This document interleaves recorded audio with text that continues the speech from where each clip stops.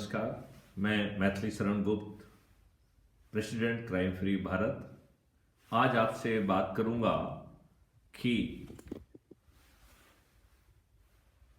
कैसे हम cyber crime मुक्त भारत का निर्माण करें। जानबूझकर मैं आज साइबर क्राइम के बारे में बात कर रहा हूं क्योंकि साइबर क्राइम हमारे डिजिटल इकोनॉमी, हमारे डिजिटल आचार व्यवहार को कहीं ना कहीं बहुत नेगेटिवली प्रभावित कर रहा है और ये समय आ गया है कि हम उसे ठीक ढंग से एड्रेस करें। मेरा यह मानना है कि आज हम आप सभी को सैकड़ों की संख्या में एसएमएस, ईमेल, वॉइस कॉल या विभिन्न माध्यम से लिंक भेजे जा रहे हैं जिनको क्लिक करके हमारी सेंसिटिव इंफॉर्मेशन प्राप्त करके हमें हानि पहुंचाई जाती है। हमें मालूम है कि जब हमारे साथ क्राइम हो जा रहा है, हमें लाखों की हानि हो जा रही है, तब भी हमारी व्यवस्था अपराध का संज्ञान लेने के लिए तैयार नहीं है। आम आदमी को दरवाजे दरवाजे भटकना पड़ता है, तब भी उसका अपराध नहीं लिखा जाता है। मैं आपसे ये पूछना चाहता हूं कि कृपया मुझे आप यह बताएं कि क्या जो ये अटेम्प्ट हैं, चाहे वो एसएमएस भेजकर हो, चाहे वो लिंक भेजकर हो ईमेल के माध्यम से या एसएमएस के माध्यम से, चाहे वॉइस कॉल के माध्यम से हो, बहाना कुछ भी क्यों ना हो, लेकिन यह सभी जो है 511 read with certain section that they are all qualified to be crime, cyber crime, और ये सभी संज्ञेय हैं और इन संज्ञेय अपराधों का संज्ञान लेने के लिए किसी को फुर्सत नहीं है। यदि हम ये माने कि हम आपको सभी को 5 से 10 जो है इस तरीके के एसएमएस, ईमेल या वॉइस कॉल प्राप्त हो रहे हैं, तो हम यदि माने कि 137 में से 100 करोड़ लोगों को भी यदि ये पहुंच रहे हैं और 10 को हम यदि मल्टीप्लाई कर देते हैं, तो इसका मतलब है कि 1000 करोड़ क्राइम रोज हो रहा है। यदि हम इन 1000 करोड़ अपराधों का संज्ञान ले लें और इस संज्ञान को लेने में हम पुलिस की बजाय डिजिटल जो व्यवस्था है क्राइम फ्री भारत की, यदि हम उसका उपयोग करेंगे तो पुलिस पर बर्डन भी नहीं पड़ेगा। अभी हम 3 भागों पर जो है ना फोकस करते हैं। पहला भाग है आइडेंटिटी। तो हम सर्विस प्रोवाइडर्स के बिना कोई भी साइबर स्पेस में प्रवेश नहीं कर सकता है। तो जो सर्विस प्रोवाइडर है, यदि आपकी वो पूरी आइडेंटिटी लेता है, आधार कार्ड से लेके ड्राइविंग लाइसेंस से लेके हर चीज उसके पास है, including your pan number, including your Aadhaar number, और including 1 rupee will be deducted from your account also, so that we know definitely what is your account number. System will capture date, time and location and lock it with the hash value. इसका मतलब है उसमें किसी तरीके का manipulation संभव नहीं होगा। हर सेशन का एक आइडेंटिटी कोड जनरेट होगा और वह जो है आपके मैसेज के हर पैकेट पे अटैच रहेगा। यदि आपके हर मैसेज पर, आपके हर पैकेट के ऊपर आपकी आईडी यदि ऑलरेडी जो है विराजित है, यदि अटैच्ड है, यदि टैग्ड है, इसका मतलब यह है कि अब आप जो कर रहे हैं यदि वो अपराध की श्रेणी में आता है तो हम जो है आसानी से उसके एविडेंस कलेक्ट कर सकते हैं। तो इसके लिए एक छोटा सा ऐप बनाया जा सकता है। जैसे ही आपको कोई चीज सस्पिशियस लगती है, just you click that app और that option will automatically will come, और आप उस ऐप के माध्यम से, वो ऐप आपका पूरा बैकग्राउंड जो है ना कैप्चर करना चालू करेगा, स्क्रीन रिकॉर्डिंग चालू करेगा, और वो आपको उसके बैकएंड इंजन की एआई आपको हेल्प करेगी। यदि मान लो वो आपसे ओटीपी मांग रहा है तो एक फिक्टिशियस ओटीपी आपको स्क्रीन पे दिखाई देगी और आप उसे कॉन्फिडेंस के साथ पढ़िए। चाहे वो ईमेल भेज रहा हो, चाहे एसएमएस भेज रहा हो, चाहे लिंक भेज रहा हो, चाहे आपसे बातचीत कर रहा हो, everything is being recorded and date time and location के साथ लॉक हो रहा है with the hash value, and it is being transmitted to the digital Chitragupta.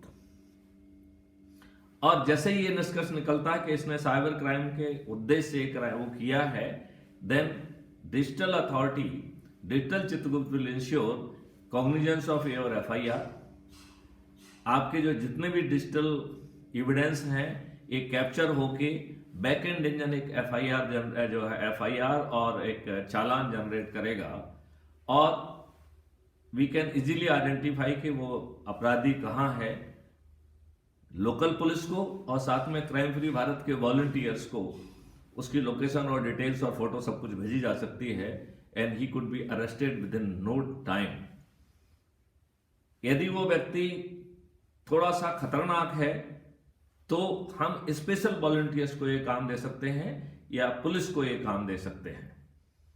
हमारा चूंकि रेवेन्यू स्ट्रीम बांटना भी एक मकसद है, इसलिए हमारा प्रयास रहेगा कि इसमें हम अपने युवाओं का जो कि फुर्सत में है, यदि जिनके पास समय और एनर्जी है, उनकी कन्वीनियंस और इंडिकेटेड टाइम पे यह टास्क उनको अलॉट हो सकता है, और उनको depending on the risk they will be getting revenue stream, so that with certainty that person is caught the same very movement.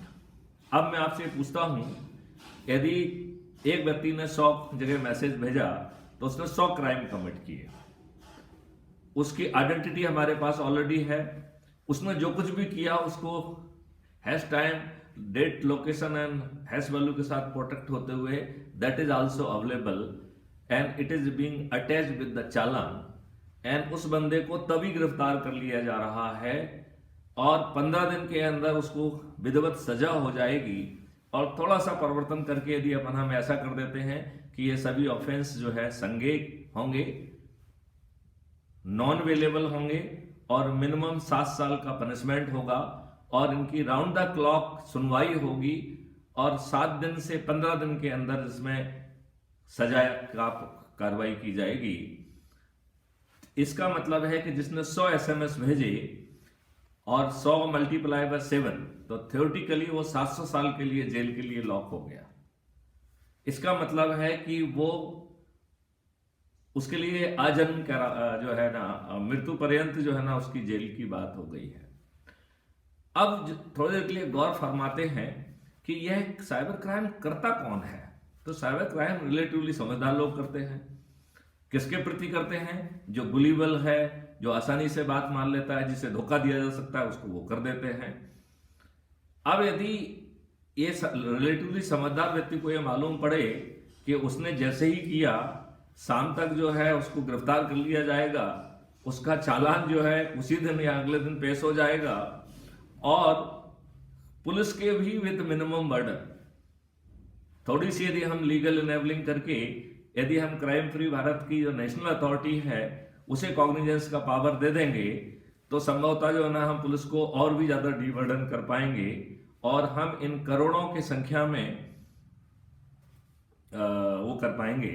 और चूंकि क्राइम धन के लिए हो रहा है, लिहाजा हम इसे कंपाउंडेबल भी बनाएंगे। तो शुरू में कंपाउंडेबल रहेगा, लेकिन वो compounding fees will be very high, और उसकी आधा पैसा जो है वो चला जाएगा जो व्यक्ति उसे कैप्चर करने में मदद करेगा, तो एक बड़ी रेवेन्यू जनरेशन सरकार के लिए पैदा हो जाएगी, नंबर 1। नंबर 2, ये बहुत सारे युवाओं के लिए बहुत बड़ी रेवेन्यू स्ट्रीम होगी, जो संभवतः किसी वेतन से ज्यादा होगी, और बहुत जल्दी साइबर क्रिमिनल्स इस बात का हिम्मत भी नहीं कर पाएंगे कि वो साइबर क्राइम की तरफ देखें। आज की स्थिति एकदम इसके विपरीत है। हमारी कोई सुनने वाला नहीं है, हम भटकते रहते हैं, हमारा कोई संज्ञान नहीं लेता है, जबकि संज्ञान लेना उसकी कानूनी जिम्मेवारी है 154(1) में। उसको लीगली प्रोसिक्यूट किया जा सकता है और उसको एडमिनिस्ट्रेटिवली प्रोसिक्यूट किया जा सकता है। जितने भी सुपरवाइजरी ऑफिसर्स हैं उनकी एडमिनिस्ट्रेटिव रिस्पॉन्सिबिलिटी है और उनकी लीगल रिस्पॉन्सिबिलिटी है। सरकार की भी लीगल रिस्पॉन्सिबिलिटी और कॉन्स्टिट्यूशनल एंड सॉवरेन रिस्पॉन्सिबिलिटी है कि वो आम आदमी को उसके फंडामेंटल राइट के तहत जो है एक सिक्योर और सुरक्षित एनवायरनमेंट दे। यदि सरकार के प्रश्न में पुलिस अपराध पंजीयन नहीं कर रही है तो ये फेल्योर ऑफ कॉन्स्टिट्यूशनल मशीनरी है। गवर्नर को हर महीने एक रिपोर्ट भेजना पड़ती है जिसमें उसको ये लिखना होता है कि सरकार जो है संवैधानिक व्यवस्था के हिसाब से ठीक चल रही है कि नहीं चल रही है।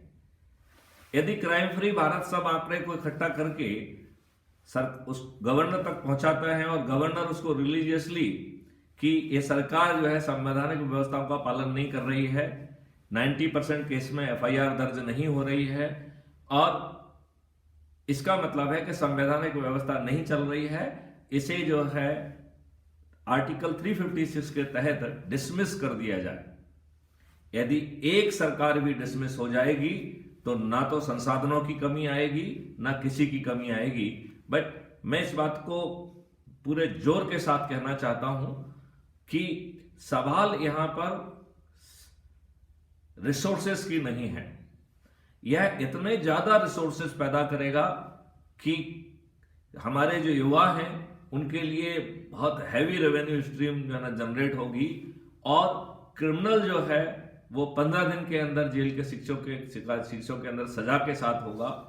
और चूंकि हर अटेम्प्ट पर 7 साल की यदि हम सजा कर देंगे तो इसका मतलब है कि यदि उसने एक क्राइम करने की कोशिश भी की तो वो जेल में सड़ जाएगा।